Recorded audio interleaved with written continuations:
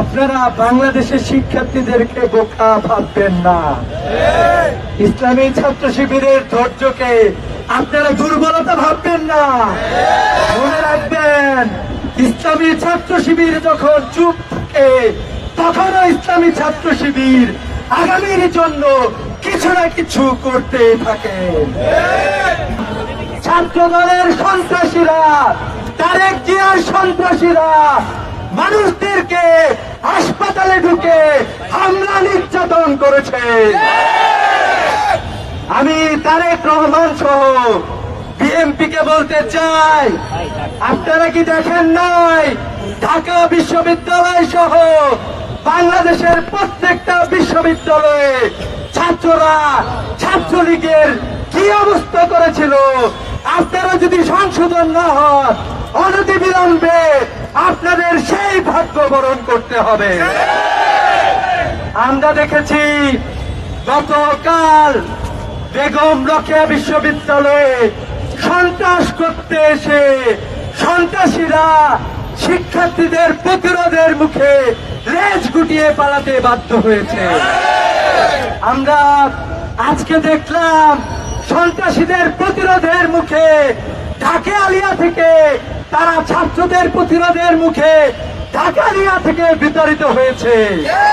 এবং একইভাবে আমরা দেখলাম আওয়ামী লীগ যুবলীগ যেরকম বহিরাগতদের নিয়ে এসে ক্যাম্পাসগুলোতে হেলমেট বাহিনীদের নিয়ে এসে হামলা চালাতো, তারা সেই একই পথ অবলম্বন করা শুরু করেছে।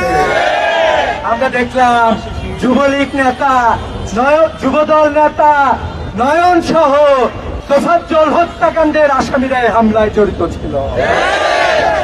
আমরা দেখেছি ঢাকা কলেজে হামলা চালিয়েছেন, বাংলাদেশের সকল ক্যাম্পাসে আপনারা অস্থিতিশীল করার চক্রান্তে লিপ্ত হয়েছেন। আমরা যখন দেখছি জনদুর্ভোগ একের পর এক বেড়ে চলছে, জ্বালানি বিদ্যুতের দাম কয়েক গুণ বৃদ্ধি করা হয়েছে, জনগণের মাঝে যখন ক্ষোভ ফুসে উঠেছে, আপনারা যখন আবারও গুম করার আইন সংশোধন করে গুমকে আবারও জায়েজ করার চক্রান্তে লিপ্ত হয়েছেন, সেই মুহূর্তে জনগণের দৃষ্টিকে ডাইভার্ট করে দেওয়ার জন্য শিক্ষাঙ্গনে অস্থিরতা আপনারা শুরু করেছেন। আপনাদেরকে সতর্ক করতে চাই, জনাব তারেক রহমান, আপনি দেখেন আপনার স্বরাষ্ট্রমন্ত্রীকে দেখতে বলেন, আজকে ঢাকা কলেজের সামনে গুলি উঁচিয়ে যেই সন্ত্রাসী হামলায় লিপ্ত হয়েছে, আপনাকে স্মরণ করায় দিতে চাই, আজ থেকে 2 বছর আগে একই সন্ত্রাসী এই শাহবাগে, এই ঢাকা কলেজে, এই সায়েন্স ল্যাবে হামলা চালিয়েছিল, তারা আজকে ইতিহাসে রাস্তা করে নিক্ষিপ্ত হয়েছে। অতএব অনতিবিলম্বে আপনারা আপনাদের কার্যক্রমকে সংশোধন করুন, জনগণের দাবি বোঝা শুরু করেন, ছাত্র সমাজের দাবি বোঝা শুরু করেন। আপনারা বাংলাদেশের শিক্ষার্থীদেরকে বোকা ভাববেন না।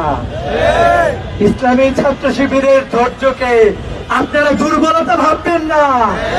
মনে রাখবেন, ইসলামী ছাত্র শিবির যখন চুপ থাকে তখনও ইসলামী ছাত্র শিবির আগামীর জন্য কিছু না কিছু করতে থাকে। হাসিনা আমাদের নিষিদ্ধ করে পার পায় নাই, আপনিও আমাদের সাথে চক্রান্ত করে পার পাবেন না।